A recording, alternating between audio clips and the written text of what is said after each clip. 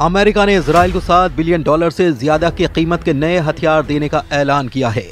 President Trump ने Israel को 3000 Hellfire मिसाइलें जल्द से जल्द भेजने का आदेश दिया है।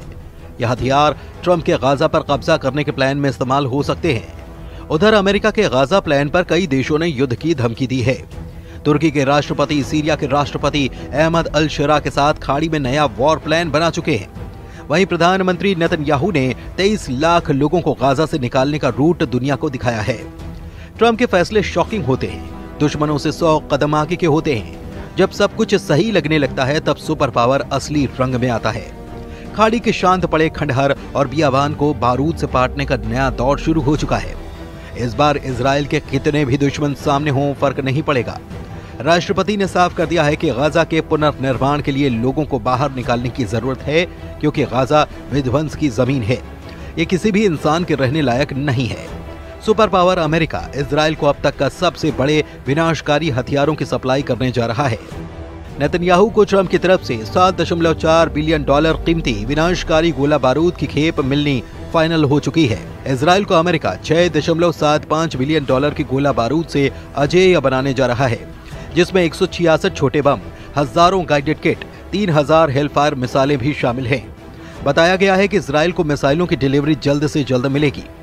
गाजा युद्ध, लेबनान युद्ध, यमन फ्रंट और सीरिया में जब थोड़ी सी शांति आई है, तब अमेरिका इजराइल को इतने हथियारों से लैस क्यों करने जा रहा है? क्या ट्रंप के दिमाग में इजराइल के लिए कुछ विस्फोटक रणनीति तैयार है? आखिर इजराइल अब भी हमास के सफाई की जिद पर क्यों अड़ा है?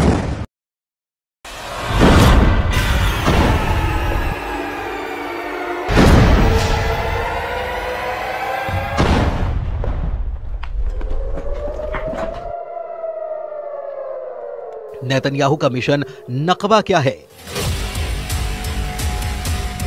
हमास का ये तमाशा फिर से युद्ध भड़काने लगा है। इजराइल के बंधकों की रिहाई को ग्रैंड शो की तरह पेश कर रहे हमास लड़ाकों को इजराइल से जड़ समेत उखाड़ फेंकने का मिशन ऑन कर चुका है। इजराइल की सेना हमास और सभी फिलिस्तीनियों को गाजा से मार भगाने का रोड मैप बना चुकी है। हमास के खात्मे तक इजराइल युद्ध खत्म नहीं करने वाला। जिन्हें शक है वो पीएम नेतन्याहू की नई धमकी को सुन सकते हैं। प्रेसिडेंट ट्रंप और नेतन्याहू ने क्लीन गाजा प्लान पर मुहर लगा दी है। इंतजार इस बात का हो रहा है कि कौन कौन सा देश ट्रंप के ऑपरेशन गाजा पर विरोध में युद्ध शुरू कर सकता है। फिलहाल जिन देशों ने ट्रंप और नेतन्याहू को वार्निंग दी है, उनके नाम भी जान लीजिए। इजराइल को युद्ध में बराबर की टक्कर देने की ताकत रखने वाले तुर्की के राष्ट्रपति एर्दोआन ट्रंप के गाजा प्लान के सबसे बड़े विरोधी बन रहे हैं। एर्दोआन की तरह अमेरिका का दोस्त माना जाने वाला सऊदी अरब भी गाजा को खाली न करने के पक्ष में हुंकार भर चुका है। ट्रंप के गाजा प्लान पर जॉर्डन ने नाराजगी जताते हुए इस प्रस्ताव को सिरे से खारिज कर दिया है। मिस्र के राष्ट्रपति अब्दुल फतेह अल सीसी ने कहा कि ट्रंप की योजना अंतर्राष्ट्रीय कानून का एक गंभीर उल्लंघन है। वेस्ट बैंक की सत्ता पर काबिज फिलिस्तीनी अथॉरिटी के नेता महमूद अब्बास ने भी गाजा के लोगों को विस्थापित करने की किसी भी परियोजना की निंदा की है। अमेरिका से सभी मामलों में अलग स्टैंड लेने वाला ईरान भी ट्रंप के गाजा प्लान के खिलाफ मोर्चा खोल चुका है। सऊदी अरब के विदेश मंत्रालय ने साफ किया है कि फिलिस्तीन के मुद्दे पर किंगडम अडिग है। ये स्टैंड किसी बातचीत से नहीं बदलेगा। सऊदी किंगडम फिलिस्तीन की वैधता के उल्लंघन का जोरदार विरोध करता है। इजराइल की फिलिस्तीन पर कब्जे की प्लानिंग और जमीन हड़पने की कोशिश नाकाम कर दी जाएगी। जिधर सऊदी अरब है उधर अरब लीग के 22 देश रहते हैं। जिधर ईरान है उधर शिया बाहुल्य ज्यादातर मुस्लिम देश रहते हैं। खाड़ी मुल्कों ने नए ताकतवर लीडर के तौर पर उभरे कमांडर जुलानी उर्फ अहमद अल शरा तो साफ साफ अपनी मौजूदगी दर्ज करा रहे हैं। तुर्की के राष्ट्रपति से अहमद अल शरा की बातें और मुलाकातों का सिलसिला आगे बढ़ता ही चला जा रहा है। मतलब ये कि गाजा युद्ध की जिस चिंगारी को ट्रंप ने भड़काया है, वो अगर बारूदी बवंडर में तब्दील हुई तो इजराइल के खिलाफ कम से कम 52 देशों की सेना युद्ध में सामने हो जाएगी।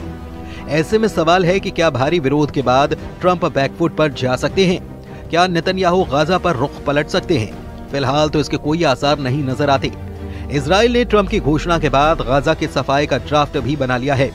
इजराइल डिफेंस फोर्स ने गाजा खाली कराने का पूरा रूट नेतन्याहू को दिखा दिया है। इजराइल के एक अधिकारी के मुताबिक डोनाल्ड ट्रंप के प्रस्ताव के बाद एक एक्शन प्लान भी तैयार करने का आदेश दिया गया है। और इसके तहत गाजा में रहने वाले लोगों को बाहर निकालने और किसी दूसरी जगह पर भेजने के लिए एक प्लान बनाया जा रहा है। इस दौरान गाजा का पुनर्निर्माण किया जाएगा। हालांकि इजरायली अधिकारी ने फिलहाल ये साफ नहीं किया कि अगर गाजा से लोगों को बाहर निकाला जाता है तो फिर उन्हें कहां भेजा जाएगा, लेकिन जो बातें पता चली हैं उससे कुछ रूट की जानकारी के संकेत मिल रहे हैं।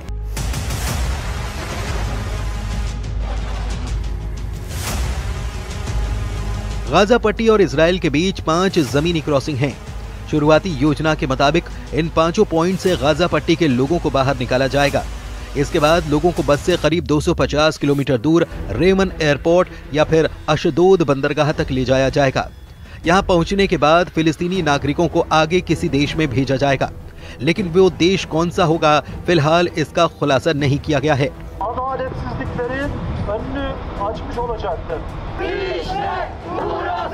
प्रेसिडेंट ट्रंप ने जिन देशों के नाम बताए थे उन्होंने इस पूरे प्लान को गाजा के लिए खौफनाक बता दिया है, यानी कि मिस्र और जॉर्डन गाजा के एक भी आदमी को अपनी जगह नहीं देने वाले। अरब मीडिया में जॉर्डन के विदेश मंत्री की धमकी की जानकारी दी गई है, जिसमें उन्होंने कहा कि अगर जॉर्डन में फिलिस्तीनियों को जबरन विस्थापित करने की कोशिश की गई तो जॉर्डन पूरी ताकत से सामना करेगा। ये जॉर्डन के लिए युद्ध की घोषणा है और हम इसका जवाब देंगे। मतलब जॉर्डन इजराइल से जंग के लिए तैयार है। उधर तुर्की में ट्रंप के गाजा प्लान पर युद्ध का माहौल बनाया जा रहा है। वहीं इस्तांबुल से आई इन तस्वीरों ने नेतन्याहू की टेंशन बढ़ा दी है, जहां बर्फबारी के बीच अमेरिका के दूतावास के बाहर ट्रंप का जमकर विरोध किया गया। एर्दोआन के कट्टर समर्थकों के हुजूम ने पुलिस बैरिकेड्स के सामने खड़े होकर फिलिस्तीनियों के समर्थन में नारेबाजी की। प्रदर्शनकारियों ने ट्रंप और नेतन्याहू के पोस्टर के साथ गाजा पट्टी के हक में आवाज बुलंद की। इससे पहले एर्दोआन और अहमद अल शरा की मीटिंग में भी ट्रंप के गाजा प्लान को लेकर चर्चा हो चुकी है। अल शरा से मीटिंग के बाद एर्दोआन ने अपनी खुशी का इजहार हर मसले पर एक दूसरे के साथ होने के ऐलान के साथ किया। यानी अगर ट्रंप और नेतन्याहू ने फुल प्रूफ तैयारी कर रखी है तो तुर्की और गाजा के हक में आवाज उठा रहे देश भी युद्ध से पीछे नहीं हटने वाले। ऐसे में गाजा का क्या होगा? 23 लाख लोगों का क्या होगा? क्या गाजा फिर से 1948 का नकबा झेलने जा रहा है? फिलहाल गाजा का हर आदमी अपने घर से बाहर है, अपने ही इलाके में शरणार्थी है। गाजा की 23 लाख की आबादी में से 90% लोग विस्थापित हैं। कौन किस हाल में रह रहा है ये तस्वीरें बखूबी बयां कर रही हैं। खान यूनिस के इलाके में हजारों लोग अस्थायी टेंट में रहने के लिए मजबूर हैं। तेज हवाएं और बारिश इन तंबुओं को उखाड़ती हैं, नुकसान पहुंचाती हैं, लेकिन लोग फिर जैसे तैसे मरम्मत करके उन्हीं में रहने के लिए मजबूर हैं। कई बार लोग रात भर नहीं सो पाते। युद्ध विराम के बाद भी बमबारी यहाँ बंद नहीं हुई। भूखमरी और मौसम की मार ने गाजा को मृत्यु लोक में तब्दील कर दिया है। फिर भी लोग अपनी जमीन से बेदखल होने के लिए तैयार नहीं हैं। 77 बरस पहले जैसी तबाही गाजा ने झेली, सब कुछ वैसा ही फिर से होने का खौफ यहाँ पर पसरा हुआ है। अमेरिका का गाजा में बढ़ता दखल कई खाड़ी मुल्कों की तबाही का सबब भी बन सकता है। इजराइल के लिए हर लिहाज से अब माहौल मन मुताबिक है। ट्रंप से व्हाइट हाउस में मीटिंग के बाद नेतन्याहू पूरी तरह कॉन्फिडेंस में लौट आए हैं। अमेरिका से लौटने के बाद नेतन्याहू ट्रंप के प्लान पर जल्द से जल्द अमल करना चाहते हैं। अब जब उन्हें 10 साल तक युद्ध लड़ने के हथियार मिल रहे हैं तो नेतन्याहू किसी के आगे आखिर झुके भी क्यों? लेकिन तुर्की इस पूरे समीकरण को बिगाड़ने का मादा रखता है। एर्दोआन आर्मी के पास दुनिया के सबसे घातक फाइटर ड्रोन हैं, रूस से मिले एयर डिफेंस सिस्टम हैं और तो और अमेरिका के दिए 100 एटम बम भी तुर्की के पास हैं। तुर्की के पास खाड़ी मुल्कों का नया जंगबाज कमांडर जुलानी भी है। तुर्की ने इजराइल के खिलाफ युद्ध शुरू किया तो फिर अमेरिका को भी खाड़ी में सेना उतारनी पड़ जाएगी और फिर ऐसा बारूदी घमासान होगा जिसका खात्मा परमाणु धमाके के बाद ही मुमकिन हो सकता है।